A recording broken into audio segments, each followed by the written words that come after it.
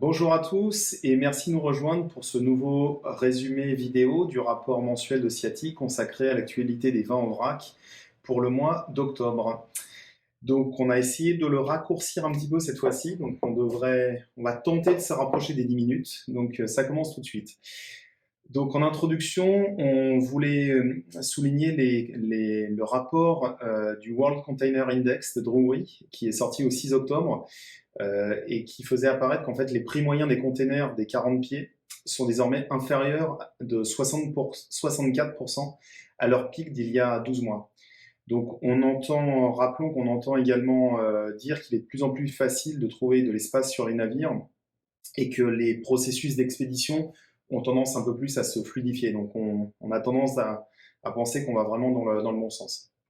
Pour ce qui est des récoltes de 2022 en Europe, elles sont à peu près connues, elles sont de taille moyenne, ou du moins suffisamment proche de la moyenne pour assurer un approvisionnement suffisant de la plupart des vins et avec a priori une forme de stabilité. Les taux de change sont favorables aux acheteurs internationaux qui dépensent en dollars, puisque le dollar australien s'échange à 0,62 US dollars, le rand sud-africain à 0,05 US dollars, le peso chilien continue de baisser, le peso argentin également, donc ce qui donne effectivement beaucoup de compétitivité à ces pays et beaucoup plus d'intérêt pour le marché américain. On enregistre également une baisse des coûts d'expédition, une amélioration de leur fiabilité, avec des prix du vrac stables, des taux de change favorables, bien qu'on connaisse une période de morosité, puisqu'effectivement le 2023 pourrait apporter sur le plan économique des incertitudes par rapport notamment à l'inflation.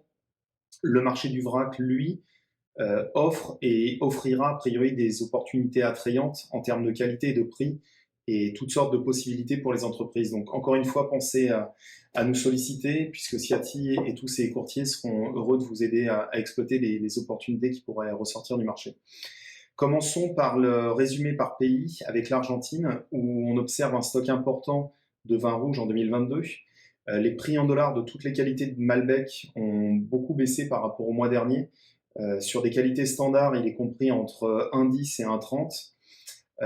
À noter que les premières offres en entrée de gamme se situent aux alentours des 90 ou 95 US dollars l'hecto.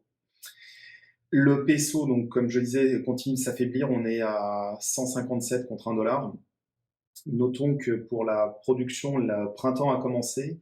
On note pas encore de gelée. Les précipitations ont été suffisantes pour que l'approvisionnement en eau dure toute la saison. Au Chili, les stocks de vin rouge 2022 sont encore importants et comme on l'avait précisé dans le précédent mois, il reste quelques lots limités de cépages blancs 2022. Les prix du vrac ont tendance à légèrement baisser, principalement sur les vins rouges.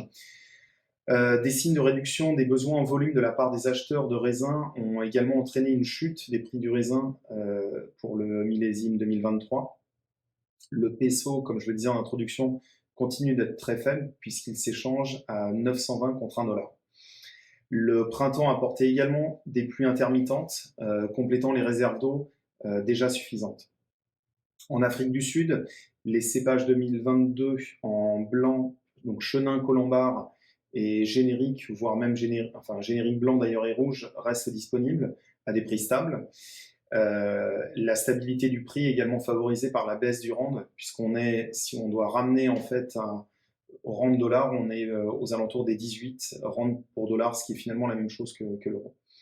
Le printemps est en cours et les barrages du Cap sont à 85% de leur capacité, donc les réserves d'eau devraient être suffisantes pour la saison de croissance. En Australie, les disponibilités en vin rouge sur 2022 sont importantes et la demande très faible. Le prix d'ailleurs des vins rouges en vrac sont très compétitifs par rapport au reste du monde. La demande des vins blancs 2022, elle, est stable, que ce soit en demande ou en niveau de prix échangé. L'industrie d'ailleurs discute de la possibilité de greffer, de surgreffer des variétés rouges en variétés blanches.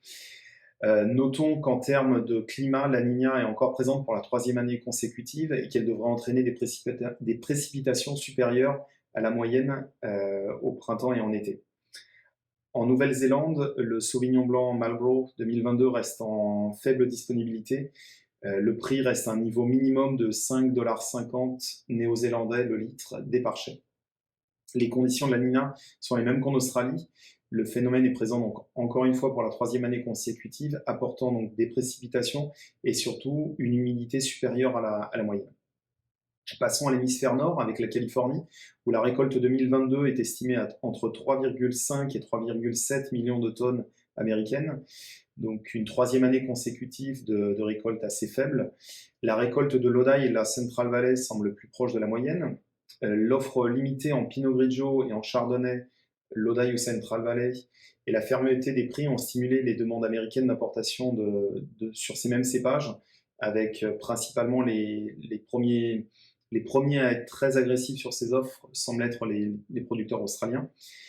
L'importation de MCR, enfin de mou concentré ou de MCR est également envisagée si les prix intérieurs restent encore élevés. La force du dollar américain fait des États-Unis un marché plus attrayant pour les exportations, d'autant plus que la fiabilité des transports maritimes s'améliore, comme on le présentait en introduction. Pour ce qui est de la France, la récolte 2022 est estimée à 44 millions d'hectolitres, ce qui correspond à peu près à la moyenne. On note une bonne récolte dans le Languedoc avec des prix des blancs qui s'adoucissent et qui finalement commencent à se rapprocher de ce qu'on a connu en 2021. Les achats d'ailleurs sur les cépages blancs 2022 ont commencé assez rapidement car il n'y a pas eu de report, enfin il n'y a pas eu de stock et surtout les approvisionnements pour les vins de France qui pouvaient venir de régions voisines comme la Gascogne ou les Charentes sont quasiment inexistantes cette année ou alors à des prix, à des profils aromatiques qui sont moins intéressants. Donc pour ce qui est des achats de blancs très aromatiques ou très qualitatifs, on invite nos acheteurs à procéder rapidement si ce n'est pas déjà le cas, car tous les profils les plus tiolés ou les plus aromatiques sont en train de partir. Les prix des rosés 2022 devraient débuter dans la lignée des 2 dernières années. À noter que l'offre de vin bio 2022 est abondante sur toutes les couleurs et les producteurs sont en recherche active de nouveaux clients et débouchés grâce à ce surplus d'offres cette année. Les prix sont pas mal en recul sur les rouges 2021 restants du fait d'une demande plutôt faible sur cette catégorie-là.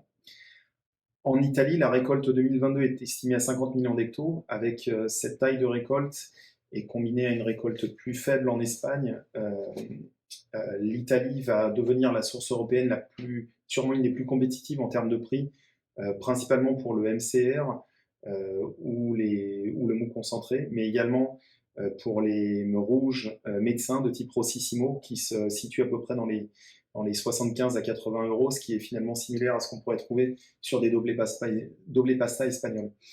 Les certifications du Pinot Grigio DOC 2022 ont commencé, les prix sont stables, entre 1,05 et 1,20 € le litre.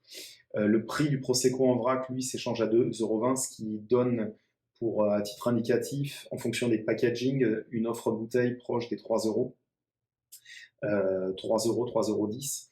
L'offre de vin bio 2022 est également assez abondante. À noter que le pays connaît également une pénurie de bouteilles qui semble être un sempiternel obstacle à des ventes, à leur croissance de vente. En Espagne, la récolte 2022 est estimée entre 36 et 37 millions d'hectos, donc inférieure à la moyenne et en baisse de 10% par rapport à celle de 2021. Malgré cela, les prix des vins de 2022 devraient correspondre à peu près à ceux de 2021 en raison de la lenteur des ventes et des niveaux de stock importants sur les 2021. Les prix des vins de 2021 ont légèrement augmenté en septembre en raison de la faible récolte, mais ils constituent toujours une opportunité de qualité-prix assez compétitive. Les prix des concentrés ont baissé pour être effectivement en concurrence sur le marché international. Après, par rapport à l'Italie, tout dépend de la zone ils ont besoin d'exporter. Et souvent, la partie transport inland peut mettre soit l'Espagne plus compétitive sur la partie ouest française, ou l'Italie à partir du Languedoc jusqu'à l'Alsace. Voilà, j'espère avoir fait un peu plus court. Je vois pas où j'en suis du temps en enregistrant. Je vous remercie de nous suivre. Je vous remercie des commentaires quand on se rencontre physiquement. Également à Vincéo pour la large diffusion. Je vous dis au mois prochain et peut-être sur les premiers salons ou les premiers déplacements pour les personnes qu'on rencontrera physiquement. Merci beaucoup et à très bientôt. Au revoir.